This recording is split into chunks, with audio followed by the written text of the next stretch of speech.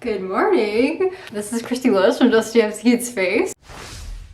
So this is gonna be another weekly vlog. And sorry about the lighting being like super orange. Yeah, I don't think I can really fix that. I'm curling my hair. I'm just waiting for my therapist to text me the link to our telehealth call. And so that's this morning. Basically all I've been doing is Bible study, and I just went out for my walk kind of early because it's really hot here right now. So yeah, I've been listening to the Belton Estate. I have about 4 hours left of my audiobook, but tonight is Kate Howe's Patreon meeting for the Belton Estate, so I'm going to be finishing it before then, hopefully. Oh, there's my therapist. Okay, I'll catch up with you afterwards. Okay, I'm all done with therapy and I've done some exercises and a little bit of work, so I just thought I would kind of update you on my reading from over the weekend.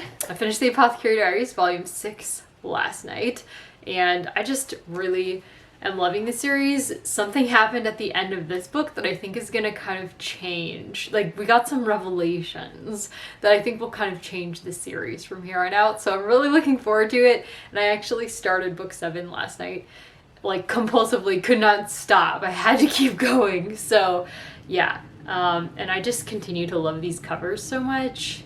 They're gorgeous. So what did I mark here? Oh yeah, okay, there was just a lot of revelations that happened in here. Still a mystery series, but I think it's going to be adding another genre. I just don't want to I don't want to break the surprise for you guys. So I'm also 1/3 of the way through If I Had Your Face, which is the story of, like, I think 4 or 5 different women we're seeing from all of their perspectives, which is pretty amazing considering how short this book is. Oh, it looks like there's like a guide in the back. I will look forward to that. It's under 300 pages, but we're following several young women in Seoul, in various different careers, and all of them are very hung up on the beauty standards in South Korea. A lot of them kind of hate men, and they all have major problems, mostly due to the beauty standards. I mean, you can guess, If I Had Your Face, just by this title, that beauty standards are going to be one of the subjects of this book. And there's some really just crazy stuff that women go through in South Korea to kind of live up to these so-called beauty standards. This is something that I've been somewhat aware of because I knew that a lot of South Korean women, especially who ended up in the idol industry, get surgery so that they have double eyelids rather than monolids. And I don't know why. I think monolids are really, really pretty. Like, one of my ultimate biases, Diane from Twice, is a monolid. And she's so popular. Like, nobody thinks that she's not beautiful because she has monolids. So I'm hoping that maybe books like these can help Koreans feel very comfortable with monolids, because they really are beautiful. There's no reason why you should feel a need to change that, but plastic surgery is just like extremely common. And then there's also this facial, like, reshaping surgery that they describe in here. I had never heard of that, but I've now seen, it sent me down the research rabbit hole of South Korean idols who've had face reshaping surgery, where they'll like shave the jawline or actually like remove chunks of it, and like make your face look longer rather than rounder. And one of my favorite idols, and it's usually a secret, like they don't broadcast that they get these kind of surgeries, but it becomes clear if you look at their like trainee photos versus their like glam up photos post debut. So one of my favorite idols, Yeji of ITZY, she's the leader of ITZY, and I just think she's gorgeous, but they showed a picture of her as a trainee, and her face was like very round and just very cute, but round. And they showed a picture of her later, and it's like super lengthened. And I was just thinking as I was reading this, I hope none of my favorite girls have had to go through something like that, because it's extremely painful. And they said it takes like a year before your face starts looking normal again. And you're just like in so much pain, your face is recovering and, you know, swollen. And I was just like really sad that she had put herself through that. So yeah, I am really having my eyes opened by this book. And I hope that it does move people like this. So this author, Frances Cha, it says she's a former travel writer and culture editor for CNN in Seoul. Seoul. I keep mispronouncing that just because I learned that word before I learned Korean. But she grew up in the United States, Hong Kong, and South Korea, and received her MFA from Columbia University. So, and she divides her time between Brooklyn and Seoul. So she, I think, probably knows South Korea well, even though she grew up in the US, because she researches issues like this. So she's clearly done a lot of research on these things. And all of the women in this book are so miserable, and they just have their priorities like way out of whack. And I just really hope that by the end, I'm riveted. I'm so riveted. I was reading this with Tiffany. We were buddy reading it, and she, I think, has already DNF'd it. But I'm getting to, I think, around the area where she DNF'd it now. So we'll see if something else happens that changes my mind about it as well. But so far I'm riveted and I'm learning so much, and it's bothering me, but in a good way, and not in a way that makes me want to DNF it at all. So, and it's not easy reading exactly, but it's very readable. Like someone on one of the reviews on the back said, you will sit down and just read this in one sitting. And I never read books in one sitting, but if I actually had the time to just sit down and read it in one sitting, I probably would. It's that readable. So yeah, hopefully, I was hoping to finish this by tonight, but I'm only like a third of the way through it, so I don't know if that'll happen. Tomorrow I'm supposed to start Winter in Sokcho, which is a buddy read I'm doing with Una from the Codex Cantina, and Tiffany from Beautiful Minutia, and Stephanie from Msrichardsreads, and Katya just she just commented that she really enjoyed it, so I'm really, really excited about that. And I do have some other goals for the week. I need to finish Travels with Charlie so that I can write my discussion questions, and I really want to make progress in Cuckoo Land, so as well as starting Winter in Sokcho. So that's kind of and the Belton Estate, which by the way I'm loving. I have how many hours left now? Probably like 2 hours left, almost 3 hours. So I'm hoping I'll be able to finish this by the time of Kate's Patreon book club meeting tonight.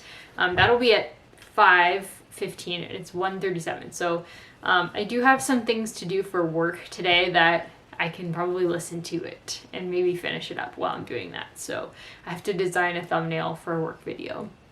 So this week, I am attempting to do a 24-hour workathon, since the 24-hour readathon, that's my concept for this week, because the readathon went so well. But the problem with trying to do that is work. I have to be very focused and sitting down in order to work. And I can't just be wandering around and making lunch and listening to an audiobook and having that count like I did for the readathon. But I will count the weekend. I will work some on the weekend if I need to make up some time. So I really want to start putting in more work hours so that maybe I can request more and actually just do more work. So that's my goal this week, and I'm only a half an hour into it though, but I did finish lunch, and I had therapy, which I had to prepare for, and I've done exercises, a bunch of exercises today, so I have a few more I do have more exercises to do. I just have so many exercises every day. But that's the plan. I'm loving the Belton Estate. I think I'm enjoying it more in the second half. Like the first half I did enjoy, but it was like maybe 3-star enjoyment. And the second half is more like 4-star enjoyment. So I'm excited. I think the whole time I've been enjoying it, but I just wasn't thinking, this is like great. I was like, this is good. I wasn't thinking it was great, but I'm having such a level of enjoyment about it. It's not making me, I guess, as thoughtful, but that's not even true. I can't even say that. It is making me think a lot about what is proper behavior in Victorian England, because we're following a young woman in this one, Clara, who's super determined, proud, stubborn, speaks her mind, does what she wants, doesn't accept charity from anybody, what she would consider charity, even if it's her due, she doesn't accept it from them. And when her betrothed has a disagreement about her with his mother, she's very determined about keeping her own opinion that her mother-in-law potentially really hates, and she's like, either my future husband takes my, she agrees, either he agrees with me and we can get married and he, breaks it off with his mom, basically. Either he tells her, he gives her a piece of his mind in defense of me, or I pretty much leave this relationship. And I just love that she's like, I'm fine with your mother-in-law hating me as long as you take my part, So yeah, it's just making me think about, what does a Victorian man owe his mother? Is it okay for him to speak to her and say, no, I'm sorry, you're wrong, or no, I'm sorry, I don't agree with you, and I'm not going to just fall in line with your wishes? Is that okay behavior? Is that beyond the pale? And there's also, there's so many things that are different about this than any other Victorian book. There's that, and then there's also the fact that there's somebody who has lived through a scandal and contributed to it in the past, and yet she is forgiven. And, main characters can remain friends with that person who behaved scandalously in the past, which is interesting. Usually in Victorian novels, if someone has behaved scandalously, that kind of ruins them. That's what I think of. I think of like Lydia, or I guess I'm thinking more of Austen, which is obviously Regency, not Victorian. But all of the manners in this book are very interesting to me, and it's making me think about what is proper in Victorian society. So I'm listening to the audiobook on Audiobuzz, but it's just the what's that free classics audiobook website? LibriVox. Yeah, it's just LibriVox. But yeah, super enjoyable. Really enjoying this. And then the other thing is, one of the love interests is not a gentleman, he's a farmer, and that's something that I've never seen in a Victorian novel. I've seen it, obviously it happens in the Austen with Emma Woodhouse. She's so against her friend Harriet marrying a farmer because it's not respectable, because the man isn't educated as a gentleman. And it's just interesting that two main love interests for the same woman are, one, an educated gentleman, and then two, a farmer. And she's considering both of them. I've just never seen anything like that in a Victorian book. So, and sometimes too, the things that she says, it's like, she's like, I would rather commit suicide than live at that house. It's like, would a Victorian woman say that? I feel like it's more like how real people talk than a lot of Victorian books that I've read. Whereas in a lot of Victorian books, it's like, did people actually talk like this? I've never heard anybody talk like this. Maybe it's because I'm an American, but I've never heard anybody dance with their tongue like that. Like, the words they say are just so polite usually, and it takes into account like every angle of a situation, but this feels more real some of the time, like something a person would actually say, and it's just really startling, and I'm really enjoying it. I would say Anthony Trollope is like definitely kind of plot driven, which I was surprised about, but they're still great. I mean, the characters are still great, but there's just, I guess, it just seems a little bit more plot-y but it's still like a romance. I don't know, I've never read anything like this, and I'm really enjoying it. So right now it's like probably maybe like, I don't even know why I'm rating it lower anymore. Maybe it should be a higher rating, I don't know. But anyways, really enjoying this. gonna keep going with it. I think that's all I have to say. So I'll talk to you soon. I was just getting ready to work and then I remembered a couple of the things I wanted to say. So first of all, Victoria finished Cuckoo Land, which is why I'm like, I really need to get a move on. I was reading it pretty consistently for a little while, but like last night, the last couple nights I was reading manga instead. So I will get back to that. And she rated it 5 stars, so yay. There's one point of view that was interesting to both of us, but also stressful to me. So hopefully I can still really end up enjoying it. But I think it is really well written and I am enjoying it. And it's very accessible as well. And then another thing I want to mention was I'm super excited by the fact that I've listened to like so much of the Belton estate. It's making me want to just listen to lots of classic audiobooks lately because I can enjoy them fully on audiobook. That gives me a lot of hope. For a long time I wasn't listening to classics on audiobook because I was afraid I would be missing things. But I think in this case I haven't missed anything. Maybe that's though because it is more of like a plot driven kind of thing. But I just queued up the Cenci by Percy Shelley, which Jenny mentioned quite a long time ago on her channel, and it's like a true crime play or something. I don't even remember very well, but I just remember it sounded really interesting. So I will listen to that maybe as well this week and let you know what I think. And then the other thing that I wanted to, it's a quote from the Belton estate I wanted to share with you because I thought it was so accurate. I just thought that this quote was so true, and it actually harkens to something that we talked about over the weekend. Kate Howe had her first Zoom meeting for her patrons for this, which I went to even though I was only halfway done with the book, mainly because I wanted to hear everybody's thoughts, and it was so worthwhile, and I'm so glad that I went. But we mentioned that in this book, she presents, the author presents, Anthony Trollope presents, sorry, like a very good picture of manhood, which isn't always present in Victorian novels, like manly men, you know, not like gentlemanly, boring men. Women are so good and kind that those whom they love almost the more when they commit offenses, because of the offenses so committed.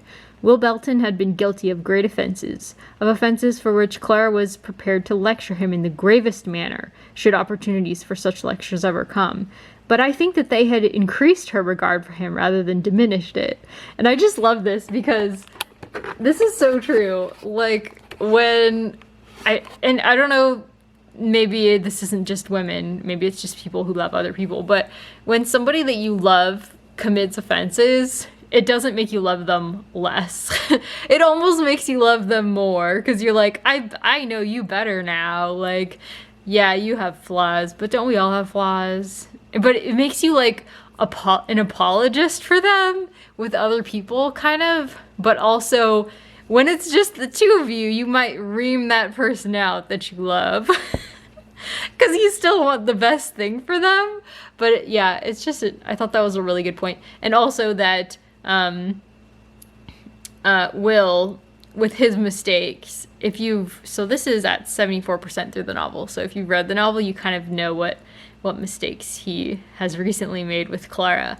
But, and she does ream him out, does she ever? But his flaws of his super passionate nature are also, you know, along with his flaws come great strengths. And that's often the case that you see in people. They have great strength, and they have a lot of people who have great strengths also have great flaws that kind of go along with those strengths. And Will is like that.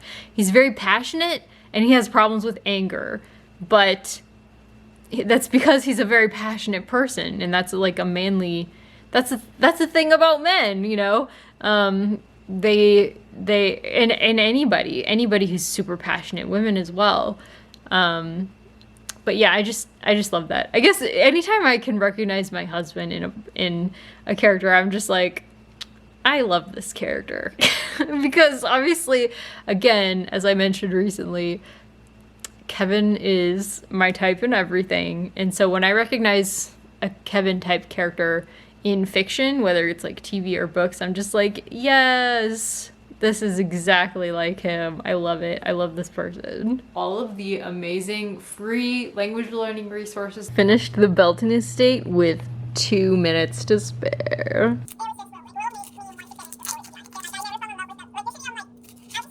Work could be going better, but it's going decently. Alright, Nancy is making some fried cod and fried shrimp for me and Kevin. So excited. I'm just planning to reheat it under the broiler in the oven all week. My foot is misbehaving again, unfortunately. Today is Tuesday. I'm about to do a crowning our K-prom winner, our queen, our K-prom queen, the giveaway winner on my channel. Super excited. It's a good day even though my foot's misbehaving. Oh, I got it. Okay, we're gonna try our fish pieces. We made it with rice powder, so that rice flour, so that it'd be crispier. Ready? Ready. 1, Cheers. 2, 3.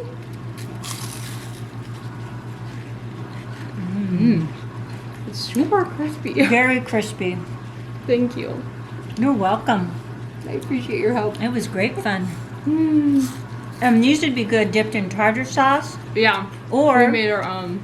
Or what's the English vinegar? Mm-hmm. Yeah, like malt vinegar. Malt vinegar would be delicious. I'm gonna quit my tartar sauce right now. Bye. Bye. I also think it's super cute that Nancy made me some panchan. She made me mung bean sprout panchan. Excited to try it. I'll link all the recipes in the description down below.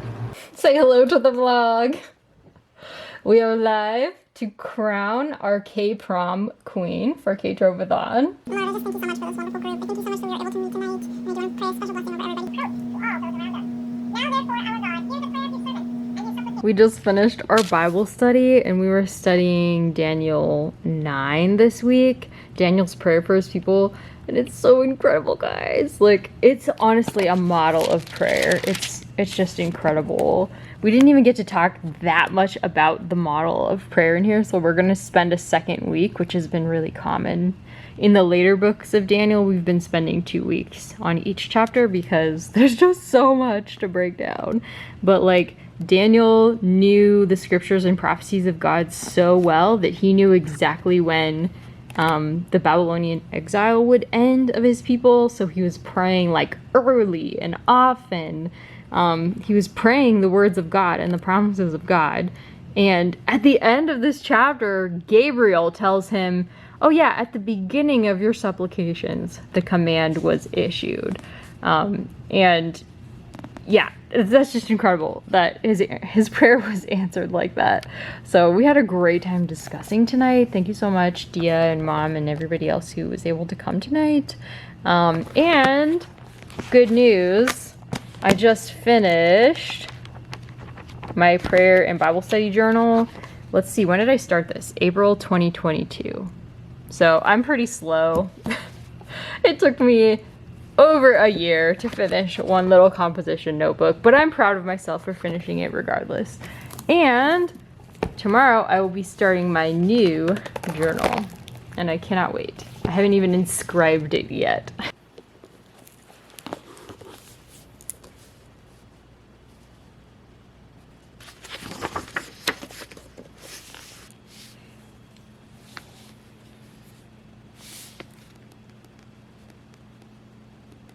For 7 days.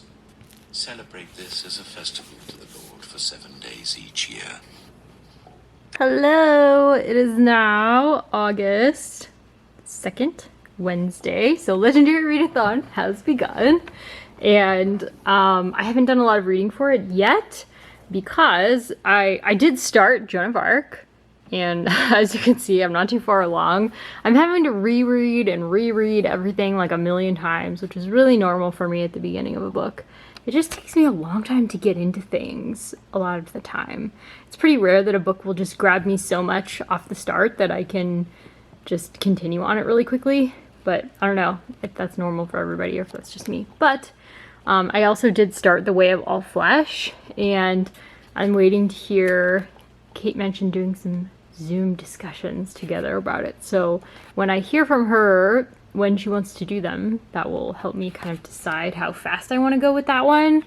I tried to start Winter in Sokcho last night, but I think because I'm still finishing up If I Had Your Face, which I have so many thoughts on, it's so good, I'm having trouble getting into another fiction. So I'm going to try to finish this and maybe some more Cloud Cuckoo Land. I'd love to get to like 50% in Cloud Cuckoo Land, but I know that all of my buddy readers are already reading Winter in Sokcho, so I want to make progress in that. But regardless, this I'm considering reviewing If I Had Your Face. It is so good.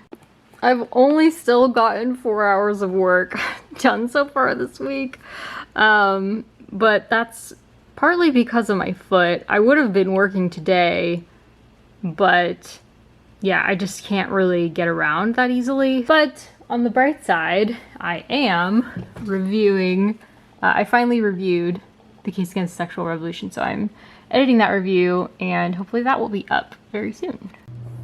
Hi! It is now April 3rd, Thursday, so I've just been working, and so I'm almost at 7 hours of work. That's not very much for 4 days, I realize that. But hopefully I can at least reach my like minimum goal of 10. But again, it was that kind of week with my health. But I did post finally the Case Against Sexual Revolution review, and it's doing really well, so that's really exciting.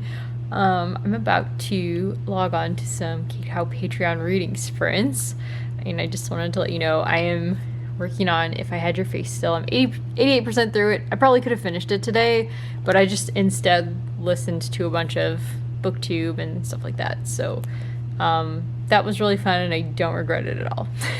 Okay, I also did start Winter in Sokcho, so I will be working on that probably during reading sprints, and I really want to check in with all my buddy readers, but they're all like way ahead of me.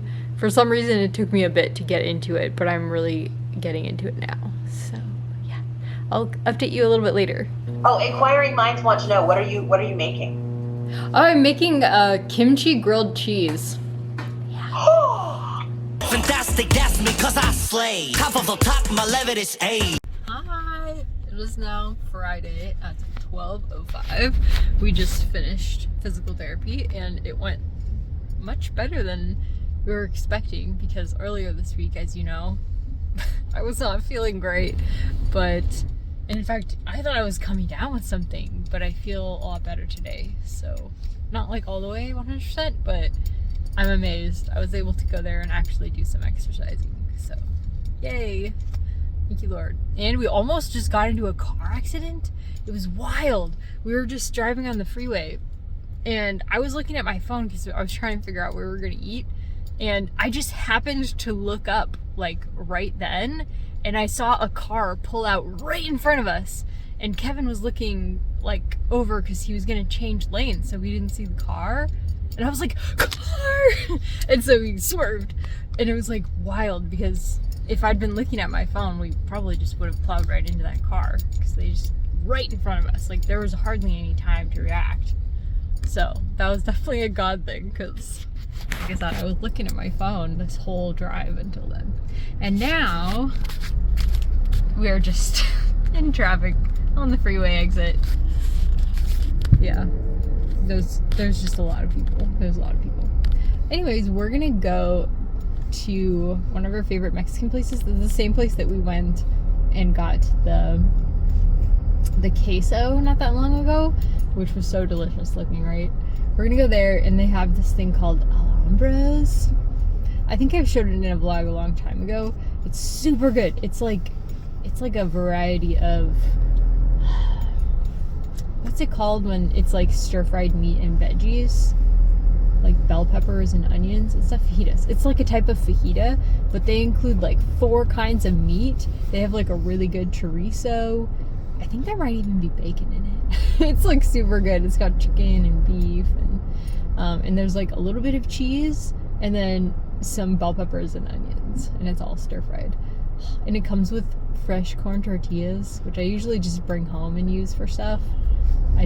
I honestly just usually eat the actual meat and veggies and cheese. So good. And then we're gonna try a frozen yogurt place that we've never been. I also just have to record for this moment that I started singing an ITZY song and Kevin knew what I was singing. He knew the song and he started singing it too. Do you have anything to say about this? That's not what happened. That's exactly what happened. I was like la la la la la la la la la la la la la, which is Cheshire by ITZY. Cheshire told me it's alright. And he was like, and then he started blah blah blah blah blah blah blah blah. That's what he did. He knows Cheshire, which is understandable because I play it on repeat. It's so good. Hi, it is now Saturday, August, what, 4th, 5th? I don't even know. We're just gonna run into a foreign treats shop. It used to be like a marijuana treats shop. It was like exotic treats, and we were like, yeah, we know what that means, but apparently now it's actually a new owner. Thank you. Yes. So we're gonna go check it out. They have Pucky sticks.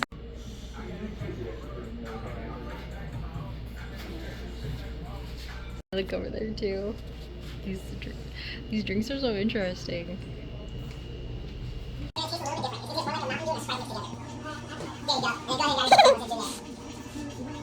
Oh my gosh, guys, they actually had tons of stuff. Most of it was not tons of stuff, but tons of stuff in other languages. A lot of it was Japanese, but there was some Chinese stuff.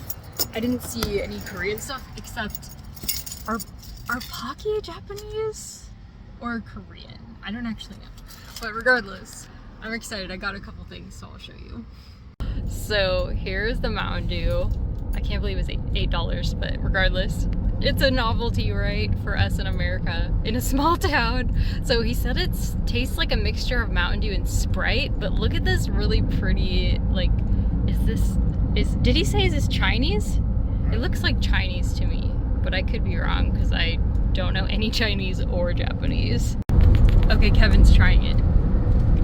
What do you think? It's definitely different. What's up? It's different? Yeah, I'll try it. Got it. Yeah.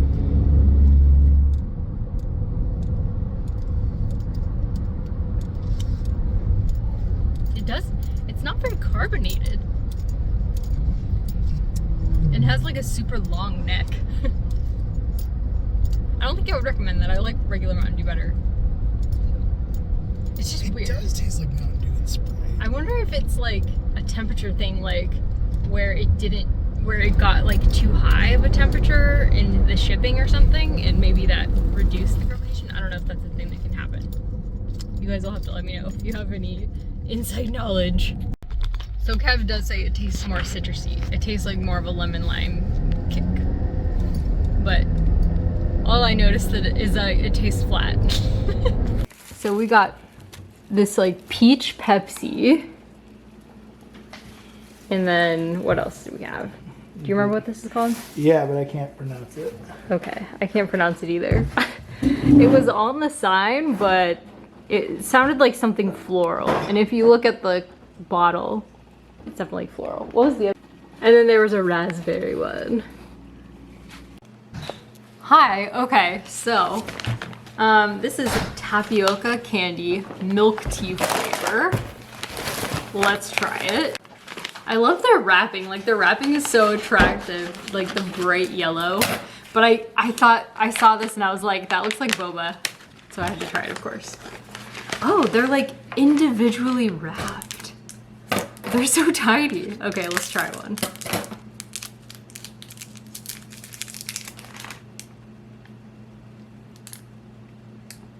Let's see if we can get it to focus. Yeah.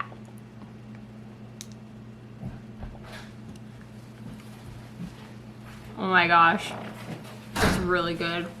I love these. The outside is really flavorful. That's the milk tea part. It tastes kind of caramely. I feel like maybe the inside doesn't have as much flavor, but I really like it. It's so caramely. Oh, I'm a fan. Okay. So I got this one because some kind of seafoody, it looks like prawn flavor Lay's, if that's a thing. They had a lot of seafoody flavored things, which I'm a fan of. I'm a big fan of seafood. I don't actually ever, whoa. It smells like fish sauce. I don't eat a lot of chips, like ever, but I just couldn't resist these covers. This looks like Thai to me. Stir-fried shrimp with chili and garlic flavor. I feel like this is Thai. Mmm. Ooh, that's way better than regular Lay's. It's a little bit spicy though. Oops. This kind of tastes like shrimp top ramen. Like the spicier kind. The chili shrimp one, which that's my favorite top ramen. Okay, here's another one. Chili crab. I couldn't resist chili crab. So this one also, I think, looks Thai. I'm not positive again because all I've seen of Thai is Product of Thailand. Yes, it does say that. Is like from Lisa vlogs because Lisa is Thai. Okay, let's try this one.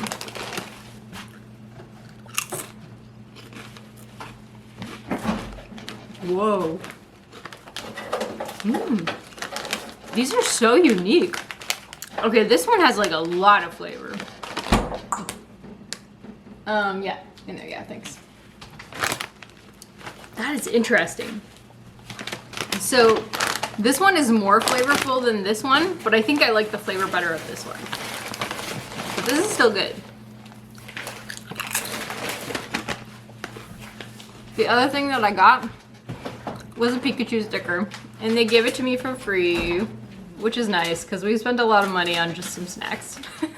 Hey there guys, it is now Sunday. I don't normally vlog on the weekends, so you're getting a lot of weekend content for this weekly vlog, and it actually wasn't my intent to vlog through the weekend, but I really wanted to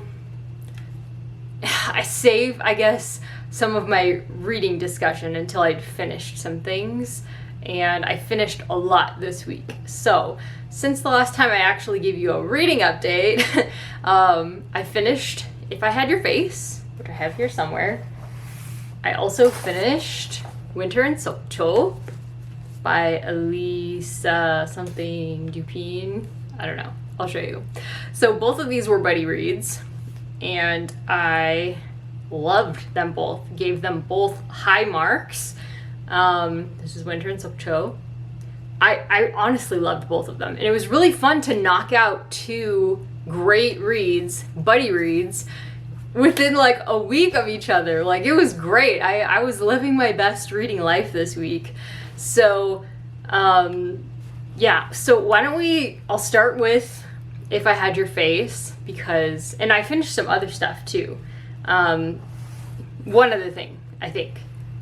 And I mentioned finishing the Apothecary Diaries manga as well last weekend, actually. That was, I finished that. So anyways, If I Had Your Face by Francis Cha is following, I already described some of it to you, so I won't get into too much depth. There was a couple things I wrote down that I wanted to share.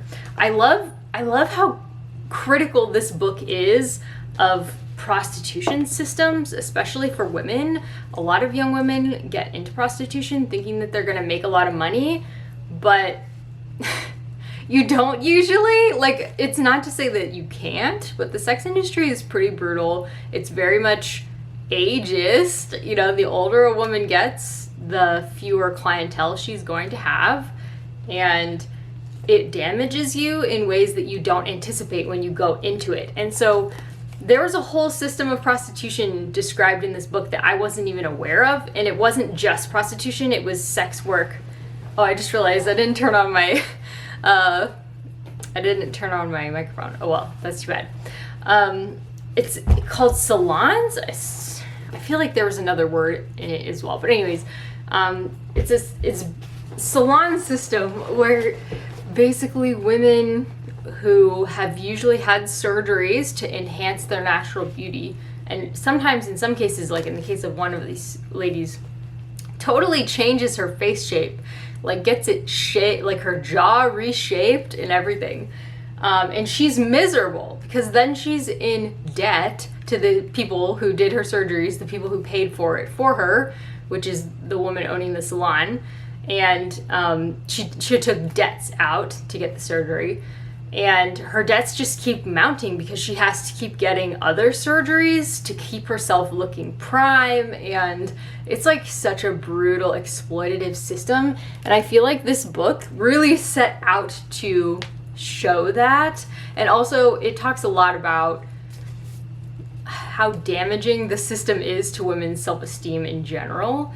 In Korea, basically that you have to meet a certain beauty standard, and if you don't naturally meet it, you need to get surgeries in order to meet it. And it's terrible. So I loved that about this. I definitely, I'm not really the type of person that I need to feel like I go into a book and judge somebody or even say if I like a character. Like, that doesn't really matter so much. I'm more interested in the meaning of the work and if it's something that I agree with and I think is true. And even if it's not something I agree with, if the author thinks it's true, I want to hear it. I basically want to be a listener because for me, reading is learning and reading is listening and reading is really hearing what authors have to say. And I really felt like even though a lot of these ladies made some choices that were like in one case, a girl actually beats up a subordinate who isn't obeying her. She basically just gets irritated with this girl who's actually, like, the girl is ruining her workplace. I mean, it's true. But still, to physically violate somebody like that was just really shocking. It was quite a shocking scene. So there's some really, like, morally questionable things going on in this book all over the place. But I feel like the ultimate message is about the power of friendship to kind of defray some of the miseries of modern life in South Korea, specifically for women. I felt like the men in the book were kind of disappointing. Like, most of the men, all of them were disappointing or evil in some way. So that was kind of, I mean, obviously there are good men out there, and that just wasn't what this book was trying to portray. Mostly it was about female friendships and the miseries of female life in South Korea. So I loved it though. I thought it was amazing. I kind of want to review it, but I don't know if I'm gonna have time because I adored Winter in Sokcho, and I actually am reviewing this one. I have a review almost completed. So I buddy read this with Una from the Codex Cantina and Tiffany from Beautiful Minutia and Stephanie from msrichardsreads. Actually, Stephanie's still reading it, so it's fun to hear her thoughts as we go along, but we've been talking all day on Voxer about this. I finished it this morning. It's a National Book Award winner. Yeah, it's worth it. It definitely won the award for a reason. I feel like everybody else was a little bit disappointed by this book, which is a common thing that I've heard. I've heard a lot of people say, not a lot. I've heard, the only people that I've really heard review this, other than Katya, were disappointed. I'm trying to think exactly who that was. I know that one of them was Books with Chloe. She was disappointed by this one. I loved it. I thought it was amazing. I had a really fun time decoding the meaning of it. It's very sparse, but the descriptions that are there are very beautiful, and they all tell like a whole story. So I have a quote to kind of show you what I mean by that. So, the woman at the stall pointed to a dumpling floating in the pot. Oil was seeping from its pores, expelling little bubbles of air. I shook my head. So it was just the scene where this woman is standing outside. There's a person selling dumplings, and she's just watching the dumpling being fried, but she shakes her head. No, I don't want the dumpling. And there we go. We get the whole story in that one little amazing description. The food writing in this book was amazing. So the author, I keep forgetting her name because it's kind of long. Elisa Shua Dusapin, and it also doesn't sound like Korean to me, but she's Korean French. This book was actually published in French, so it's been translated from the French. And the reviewer says spellbinding. I agree, I was spellbound. It was a fast read, which is why I was able to finish it in a week, because for me a fast read is I read it in a week. I loved it. I loved it so much. So highly recommend both of those if you are interested in Korea. If you're not interested in Korea, I don't know if I would recommend them. Una really liked it, even though Korea isn't, he's like more into Japan.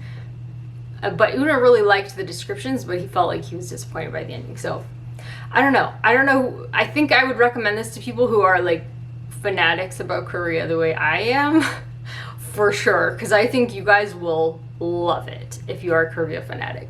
If you're not a Korea fanatic, I don't know yet what I would recommend to you from Korea, because a lot of people are I guess less than thrilled with Korean literature. It seems like, at least some of my friend group, a lot of people are like not thrilled about it, but every Korean book I read, I'm just like obsessed with. I love them all. I think it's like I said, just interesting because I love Korea. So yeah.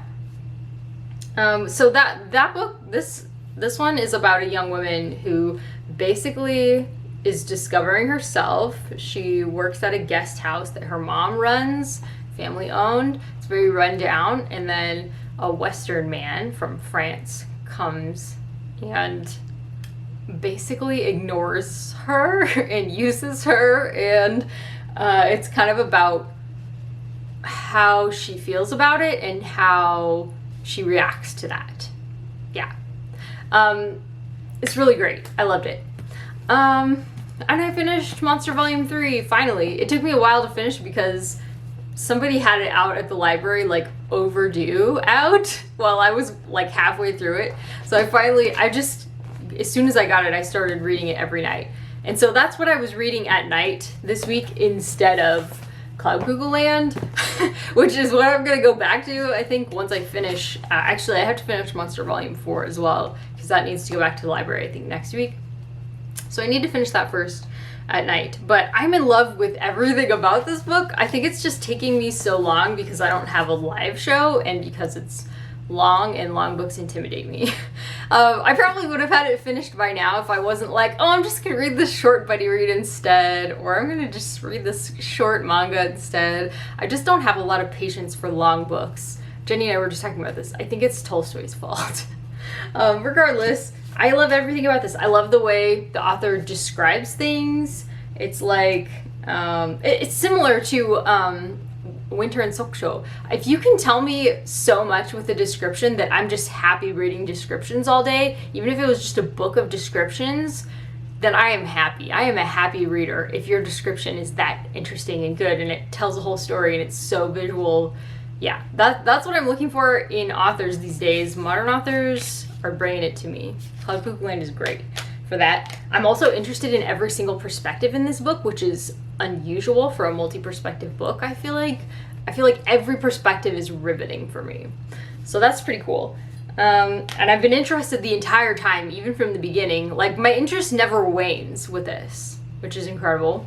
It's very accessible, and I feel like the author kind of writes the way a pantser does, a writing pantser, versus a planner, where he just writes every day and finds gems every day in his writing. Even if he throws out the entire rest of his day's work, if he finds a couple sentences or a metaphor that he just loves, that goes into the book, you know? And I feel like that's the kind of writer he is. I don't know if that's the way he is. Discovery writers, gardeners, there's a lot of names for those kind of writers. That's what it feels like he writes to me. That's like what Stephen King does.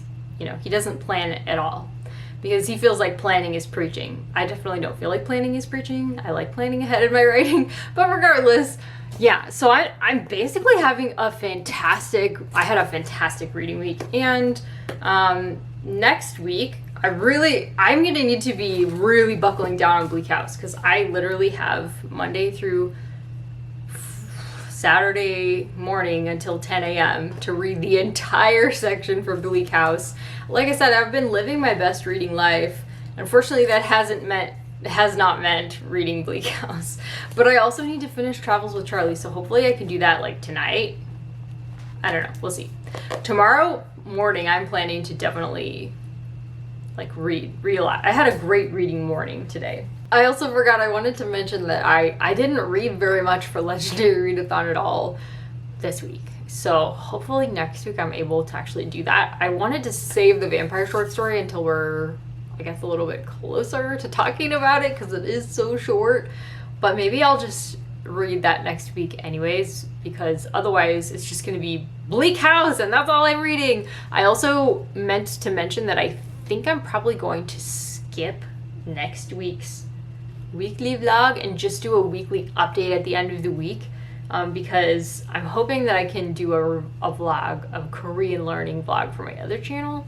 And like I said, it's going to be mostly reading, and I'm also trying to edit and post one review a week on my channel for a little bit, because I have so many reviews that I filmed and they need to go up, and I just haven't been getting around to editing them. So having a week off from weekly vlogs will hopefully help with that. So that's the plan. I think that was all I needed to tell you. Yeah. Oh, and my work time. So I didn't get to 24 hours, not even close. I didn't even get halfway. I got to 10:27, which isn't bad. Maybe I should be aiming for more like 15 to make up for the week that I didn't work at all. That might be wiser. Even if I only did 15 hours a week, that would be like more than I was doing before. So maybe I'll aim for that. That's mainly it. And I hope you enjoyed this vlog. I know it's extra long this week, but thanks so much for watching. I love hearing from you guys in the comments, so let me know your thoughts. Take care until next time. Bye. That's funny. The turkeys. They're like digging. Yeah. They're digging up our yard for something. I also didn't realize that turkey heads were blue. Or are they just gray? I don't know. They're having a grand old time. Ooh, fight. And now I'm getting, what's the movie the Disney movie where there's vultures in the tree? Oh, Jungle Book? The Jungle Book, is that it? I'm getting Jungle